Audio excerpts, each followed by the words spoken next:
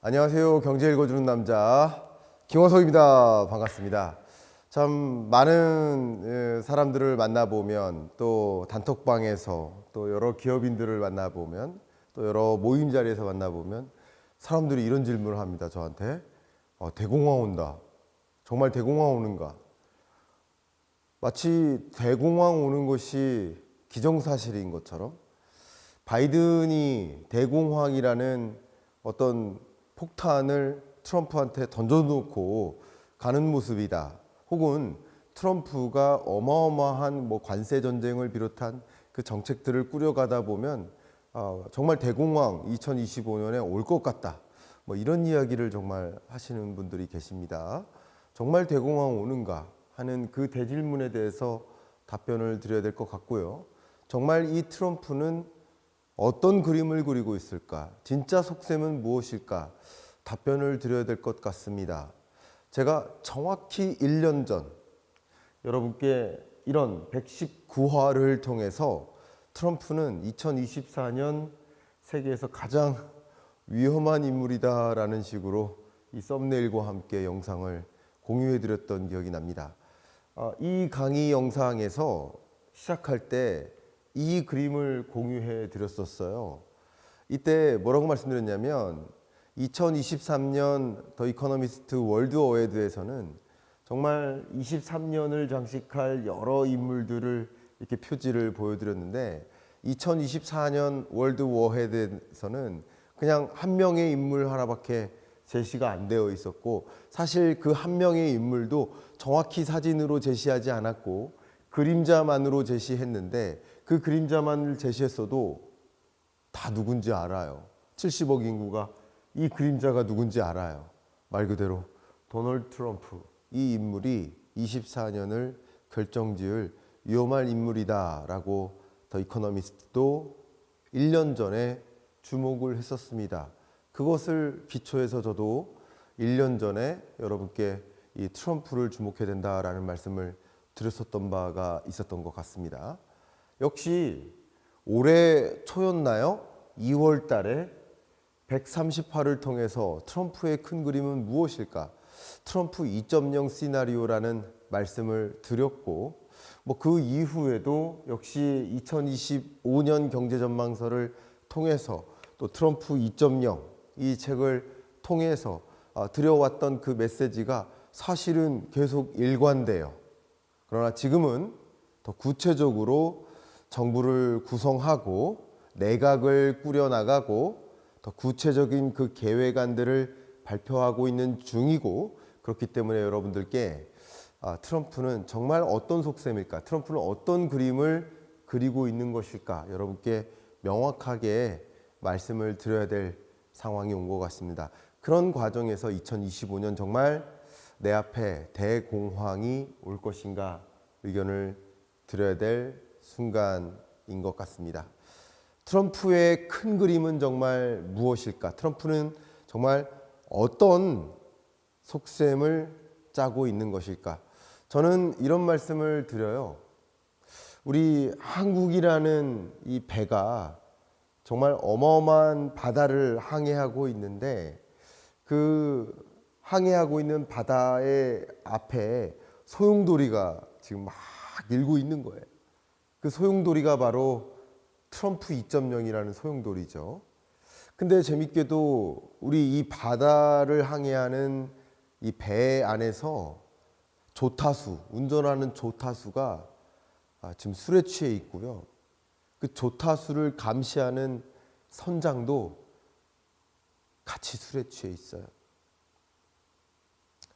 한국 의사결정자, 국내 의사결정자들도 여야 할 것 없이 서로 이 사법 리스크를 가지고 고민하고 있는 이 현장.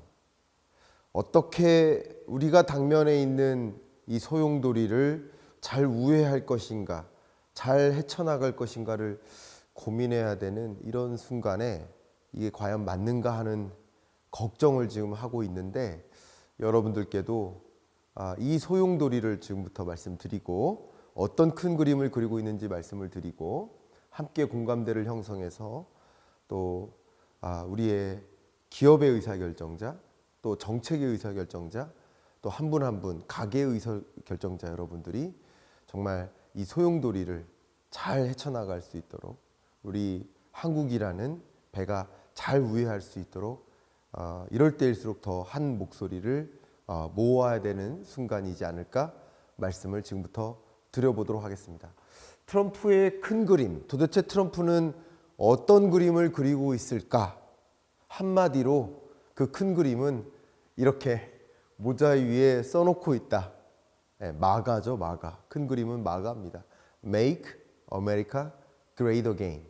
한마디로 미국을 더 위대하게 만들겠다. 다만 이 마가라는 큰 그림은 너무 추상적이에요. 조금 더 눈에 그려지게, 손에 잡히게 이 마가를 추상적이지 않게 말씀드릴 수 있는 방법은 뭐가 있을까? 쉽게 말해서 트럼프는 소위 미래 유망 산업들, 첨단 산업을 다 끌어다가 미국 내에 완성시키겠다. 반도체를 예로 들고 있습니다만 우주 산업, 자율주행차, 전기차, 반도체, AI, 로봇, 또 배터리와 같은 미래 유망 산업들을 다 모든 밸류체인을 미국 내에 완성시키겠다. 이게 바로 트럼프의 큰 그림입니다. 그럼 밸류체인을 완성시키겠다는 건 뭡니까? A부터 Z까지 모든 것들을 완성시키겠다라는 겁니다. 예를 들어 보면 반도체가 있어요. 반도체를 제일 잘하는 그 나라가 누굽니까? 미국이에요. 반도체 중에서 설계를 제일 잘하죠. 소재를 누가 제일 잘해요? 현재 일본이 제일 잘합니다. 그러면 제조는 누가 제일 잘해요? 파운드리. 대만이 제일 잘합니다. 그러면 이렇게 밸류체인이 분산되어 있다라고 본다면 설계, 소재, 장비, 제조, 그리고 판매, 서비스. 서비스는 여러분 유튜브 보고 계시잖아요. 유튜브 보고 계신 게 서비스예요. 챗GPT 이용하고 계시고 메타 이용하고 계시고 이런 게 다 서비스예요. 결국 A부터 Z까지 이 밸류체인을 다 미국 내에 완성하겠다. 무엇에 대해서? 앞에 말씀드렸던 그 첨단 산업 모두에 대해서 미국 내 완성시키겠다. 제조기업을 다 끌어오겠다. 이게 트럼프의 큰 그림이라고 저는 생각을 합니다. 자, 그러면 그 큰 그림을 완성시키기 위한 수단들을 생각해야 되지 않겠습니까? 어떤 수단들을 강구할까요? 바로 그 첫 번째 수단, 같은 모자를 쓰고 있는, 같은 모자라기보다는 같은 문구의 모자를 쓰고 있는 인물, 일론 머스크. 일론 머스크는 무엇을 제안합니까? GEC라는 정부 기구를 제안합니다. GEC, 정부 효율성 위원회. 뭐 하는 조직입니까? 연방정부의 소위 예산안, 소위 회계장부를 뜯어봐요. 여기 보니까 회계장부상에 여기 비효율성이 있네? 이거 예산 비효율적이야. 왜 여기다 써? 이거 더 효율적인데다 써. 또 이 규제는 너무 옛날 규제야. 나는 미래 산업을 위해 고민하는 사람인데 이거 미래 산업에 안 맞는 옛날 규제야. 낡은 규제야. 나처럼 세계 많은 자동차 기업들이 현재를 달릴 때 나처럼 미래를 달리는 이런 CEO한테는 정말 미래형, 나는 먼저 달려가서 미래 사회에 맞는 규제를 만들고 많은 기업들, 산업들이 나의 규제 환경에 맞는 영역으로 데려가고 싶어 하는 방향으로 말씀드린 대로 요 예산을 효율적으로 배분하는데 규제 관리하고 또 규제를 완화하는 그런 부분에 최정상 자리에 있는, 어쩌면 이게 사실 기존의 정부 체계에는 없던 조직인데 우리나라로 치면 이 정부 기구 중에 기획재정부 윗단에 있는, 왜냐하면 정부 이 연방 정부 이 예산을 확인하고 그것을 효율적으로 관리하고 규제를 뜯어 고치는 그런 기구니까요. 오히려 기재부 윗단에 있는 조직이다라고 평가를 해볼 수 있을 것 같아요. 바로 GEC입니다. 이 GEC를 바로 방금 말씀드렸던 것처럼 일론 머스크한테 소위 미래 산업을 고민하는, 그러면 역시 테슬라가 생각해왔던 스타링크, 우주 산업, 자율주행, 전기차 이런 영역에 더 사실 트럼프가 전기차를 싫어하는가 남의 나라 전기차를 싫어하는가 이 부분에 대한 생각은 다시 한번 생각해 볼 필요도 있겠다라는 말씀을 잠깐 드리면서 GEC라는 것을 동원해서 미국 내 이런 첨단 산업의 밸류체인을 완성시키기 위한 예산 배분과 규제 완화 환경을 마련하는 것, 이게 하나의 큰 그림을 완성하기 위한 정책적 환경을 조성하는 것, 수단이 되겠다. 1번입니다. 두 번째입니다. 기후변화 대응을 배제시키는 겁니다. 여러분 기억하시죠? 트럼프 일기 때 첫 번째로 했던 일 중에 하나가 파리 기후협약 탈퇴. 바이든 처음 시작할 때 했던 일 역시 파리 기후협약 재가입. 이렇게 기후변화 대응이라는 관점에서 두 리더는 첨예하게 다른 철학을 갖고 있는 인물이다. 그만큼 트럼프라는 인물은 인물됨 자체가 기후변화 대응 자체를 왜 우리가 대응을 해야 되느냐, 정말 관심이 없다라는 건데, 이게 옳다 그르다의 문제를 제가 제기하는 게 아닙니다. 어쨌든 미국의 이런 제조기지를 두는 데 있어서 이 제조기지 혹은 제조기업들로 하여금 기후변화 대응을 배제시켜주는 것은 매우 매력적이게 느낄 수 있게 만드는, 특히 비용을 절감시켜주는 데 있어서 매력적이게 느낄 수 있는 수단이 되겠다라는 것이죠. 역시 세 번째, 법인세 인하입니다. 역시 법인세 인하는 상대적으로 미국 공장 이전하는데 비용도 부담되고 인건비도 비쌀 텐데 하는 생각이 있을 수 있겠지만, 그나마 법인세가 상대적으로 낮다면 미국에서 기업 경영할 만하겠네 라는 생각을 하는데 충분하죠. 미국으로의 이전을 고민할 수 있게 또 유인할 수 있게 유도할 만한 충분히 트럼프가 고민하고 있는 공약으로서 트럼프의 마가를 완성하기 위한 정책 수단으로 작용할 수 있겠다. 네 번째는 금리 인하 압박입니다. 물론 트럼프의 정책 방향대로 이 독립성을 준수하는 그런 관점에서 과연 파월이 사임할까? 사임하지 않을 거라고 생각합니다. 그러면 어떻게 할까? 나름 금리 인하를 할 수 있는 여건을 조성한다. 물가 안정을 위해 노력을 한다. 라고 생각을 해보면 좋겠고, 물가 안정을 최우선 순위의 정책 환경으로 만들어 나가는 과정에서 금리 인하를 할 만한 통화 당국이, 파월 의장이 금리 인하를 할 만한 여건을 마련해 준다라고 생각해 본다면 금리 인하 압박이 되겠죠. 그러나 어쨌거나 금리 인하 여부를 생각을 해보면 금리 인하 압박을 취한다. 그러면 기업들로 하여금 저리에 대출을 받을 수 있는 경영 환경이다. 그러면 이보다 더 좋은 사업 환경이 없거든요. 그런 관점에서 금리 인하, 제로금리 환경을 조성하기 위해 노력하는 것 역시 마가를 완성하기 위한 트럼프의 큰 그림을 완성하기 위한 수단이 되는 것이다. 이렇게 생각해 봐 주시면 좋겠죠. 물론 트럼프의 인물됨 자체가 워낙 부동산 개발업자 출신이고 또 법인, 기업 프렌들리한 인물인 거죠. 상대적으로 바이든이나 해리스 같은 인물됨 혹은 정책 공약들 생각해 보면 노동자 프렌들리한 유통 환경, 또 근로자의 조건, 근로조건 개선, 또 최저임금 인상 이런 것들을 강조했었던 이 민주당에 해당되는 이 해리스나 바이든 정부의 정책하고는 완전히 다른 기조라고 볼 수 있겠죠. 그런 것들이 어쨌든 미국에서 경영하는 게 유리하겠구나, 미국으로 가자 하는 것을 유도할 수 있는 정책 중에 하나입니다. 이런 구체적인 것들은 다음 편에서 제가 더 구체적으로 말씀을 드려보도록 하겠습니다. 다섯 번째, 관세 인상. 트럼프는 어쩌면 트럼프를 상징하는 첫 번째 정책이 관세 인상입니다. 돌아가 보겠습니다. 2017년부터 2020년까지 트럼프 1기 때 미국은 관세율을 엄청나게 높게 치켜 올렸습니다.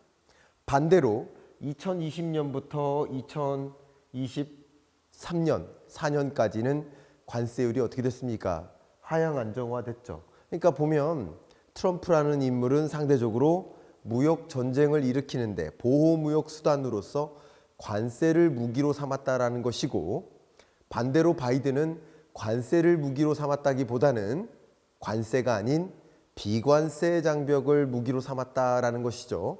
그러면 이미 트럼프가 정책 공약을 통해서 그동안 발표해 왔던 것처럼 점진적으로 관세율을 올려잡아서 보편 관세 10%까지 올리겠다라고 압박하고 있고, 특히 중국에 대해서는 관세율을 최소 60%, 최대 100%까지 때리겠다, 이렇게 압박을 가하고 있죠. 그럼 관세를 왜 때리는 겁니까?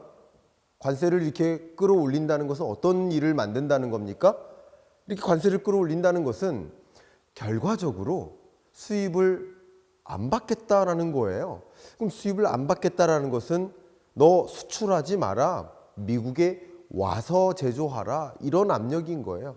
다만 앞에 말씀드렸던 것처럼 이것이 정말 수입 물가를 올려서 인플레를 자극하고 그러면 금리 인하를 어렵게 만들 것인가, 그 대주제에 대해서는 제가 다음 편에서 제가 집중적으로 말씀을 드릴 테니까 더 기대를 해 주시길 바라고, 오늘은 제가 다른 데로 세면 안 되니까 이 주제에 집중해서 말씀을 드리도록 하겠습니다. 어쨌든 관세 인상이라는 압박을 취해서 더 적극적으로 마가를 완성하기 위해 집중할 것이다. 더 적극적으로 미국 내 기업을 유치하기 위해 집중할 것이다 라는 것을 말씀드립니다. 그러면 중요한 바이든이 행사해왔던 이 비관세 장벽, 인플레이션 감축법, IRA, 또 칩스법, 이것은 없앨까? 이게 초미의 관심이죠. 과연 없앨까? 저의 의견을 좀 드려보도록 하겠습니다. 많은 분들이, 또 많은 기업들이 이 부분 가지고 고민해요. 그동안 4년 동안 바이든 행정부에 발맞춰서 이 IRA, 칩스법, 보조금 받기 위해서 미국에 공장 이렇게 설치하고 증설해 오고 있고 그렇게 해왔는데 보조금 못 받는 거 아니야? 또 그것들에 대한 우려감 때문에 주가에도 부정적으로 작용했고요. 트럼프 당선되면서 과연 어떻게 될까, 이런 것들이 관심이 많이 있는데요. 의견을 드려본다면 트럼프가 유세 기간 동안 나 IRA 없앨 거야 이렇게 이야기했죠. 그러나 그 IRA, 칩스법은 트럼프가 발언을 통해 없앤다고 말했지만 공화당의 공식적인 입장이 아니라는 겁니다. 공화당의 파티 플랫폼, 공약집에 담겨 있는 표현이 아니에요. 정치적으로도 IRA, 칩스법을 없앨 수가 없는 입장이라고 좀 강조할 수 있겠고요. 왜냐하면 이 IRA, 칩스법에 편승해서 공장을 증설하고 많은 다국적 기업들이 유치되는 그런 지역들의 표를 의식한 그 공화당 당선인들의 입장에서도 이것을 없앨 수가 없다고 제가 의견을 좀 드려보고요. 더군다나 국민들도 IRA나 칩스법 같은 경우는 상당히 미국이 중국을 압박하는데 굉장히 작동이 많이 된 효율적인 정책 수단이었다라고 평가를 하고 있는 부분입니다. 그런데 이걸 없앨 이유가 있겠습니까? 어쨌든 마가를 완성하는 데 도움이 되는 정책인 겁니다. 그러면 이거 어떻게 할까요? 없앨까요? 이름을 없앨 겁니다. 그럼 어떻게 할까요? 이름을 바꾸고 구체적인 조항들은 거의 그대로 살려두지 않을까, 이렇게 생각을 합니다. 그래서 예를 들면 IRA라는 이름을 없애고 반드시 그럴 건 아니겠지만 마가 액트 이런 식으로 이름을 바꾸고 거기 구체적인 조항들은 거의 그대로 살리고 더 중국을 압박하는 방식으로 이 IRA의 그 구체적인 조항들은 살려가지 않을까, 이렇게 그림을 그립니다. 굳이 비관세 장벽을 없앨 이유는 없겠다. 마가를 완성하는 데 도움이 되는 정책들이라고 한다면 그대로 살려둘 가능성이 높겠다라고 그림을 그려볼 수 있겠습니다. 자, 여러 가지 정책들을 좀 생각해 보는데 어쨌든 이 비관세 장벽, 중국으로부터 코드를 뽑게 만드는데 공장을 이전시키는데 철수시키는데 도움이 됐었다라고 평가를 내리고요.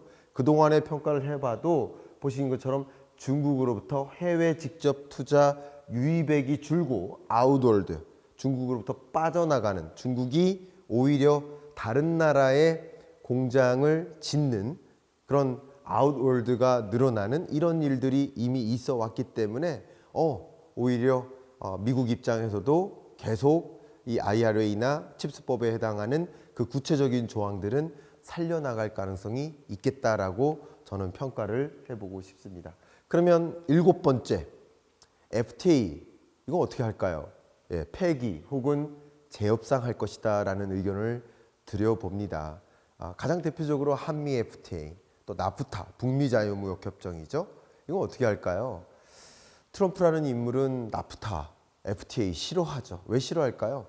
기본적으로 관세는 보호무역주의고 FTA는 자유무역주의예요. 적어도 관내에서는 자유무역하자는 거잖아요. 이걸 왜 싫어할까요? 생각해 보십시오. 가장 대표적인 예가 북미 자유무역협정이에요. 멕시코, 캐나다와의 FTA를 생각해 보면 다국적 기업들이 공장을 어디다 져요? 멕시코에다 져요. 저렴한 노동력을 이용해서 멕시코에서 공장 운영하고 무관세로 미국에 수출하는 게 훨씬 유리하다고 평가해 볼 수 있겠죠. 그러니까 다시 말하면 나프타 때문에 미국에 공장 안 짓는 거예요. 그럼 나프타를 폐기하면 미국으로 공장을 유도하는데 더 유인책이 될 수 있겠죠. 바로 그겁니다. 그러니까 FTA를 계속 유지하는 것이 미국으로 공장을 이전시키는 게 방해가 된다. 그러니까 FTA를 폐기하는 게, 완전히 재협상시키는 게 마가를 완성하는데 유리하다라고 평가할 수 있겠죠. 역시 그런 면에서 이것도 굉장히 중요한 수단이 되겠다. 마가의 큰 그림을 완성하는 수단이 되겠다. 의견을 드립니다. 마지막으로 이 전쟁 종식도 말씀드리겠습니다. 물론 정치적인 쟁점으로서 나는 전쟁을 종식시키겠다라고 선언해 왔지만 역시 전쟁 종식은 지정학적으로 또 트럼프의 큰 그림, 그 속내 안에 분명히 중요한 이 마가를 완성시키는데 큰 그림 안에 들어가 있는 사항입니다. 이 부분은 제가 역시 따로 떼내서 다음 편을 시작할 때 이 그림과 함께 시작을 해 드릴까 하는데요. 이 다음 편에서 더 구체적으로 제가 말씀을 드려보고자 하고요. 간단하게만 말씀을 드린다면 어쨌든 러시아와의 전쟁을 종식시키면 상대적으로 러시아와 미국은 친교 관계를 강화시키면서 중국을 고립시키려는 전략이에요.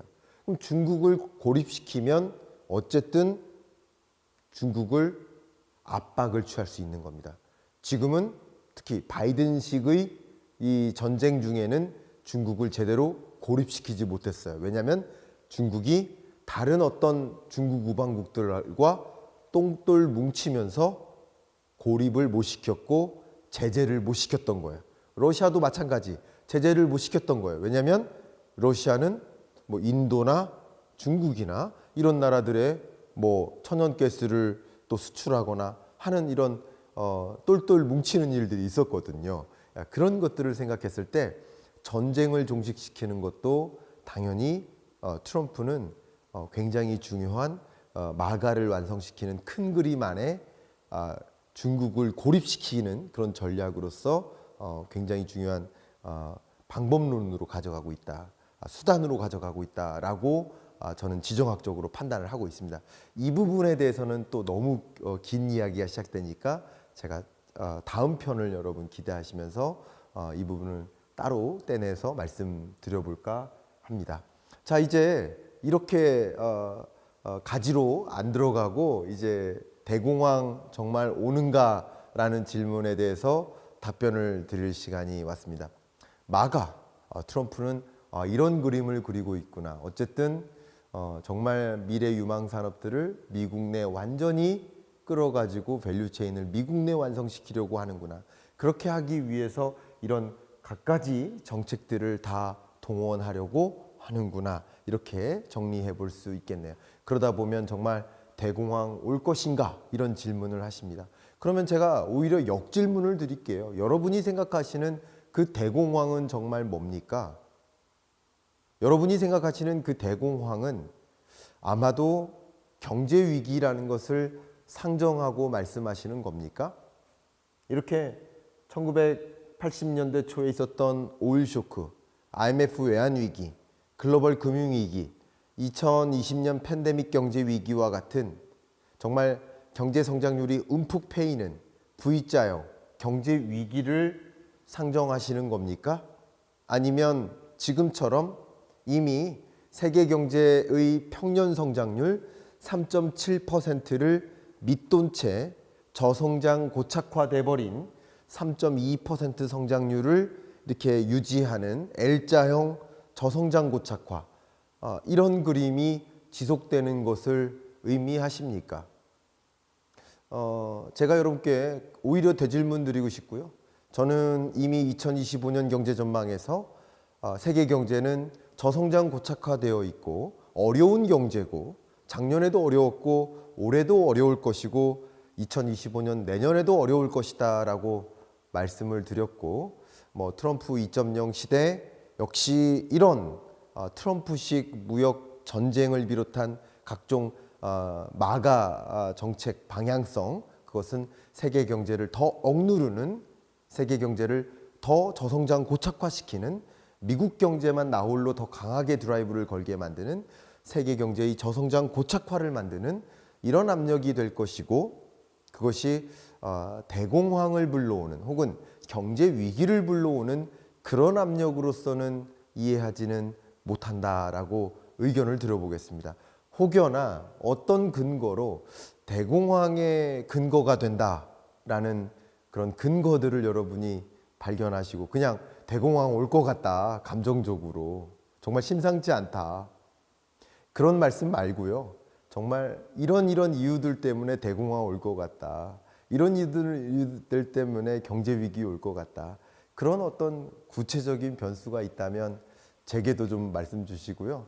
제가 보기엔, 제가 보는 한 그런 어떤 대공황을 불러올 만한 어떤 명확한 근거, 그런 시그널, 그런 것들은 관측되지 못하고 세계 경제를 더 저성장 고착화로 몰고 오고 있다, 이렇게 의견을 드리면 어떨까요?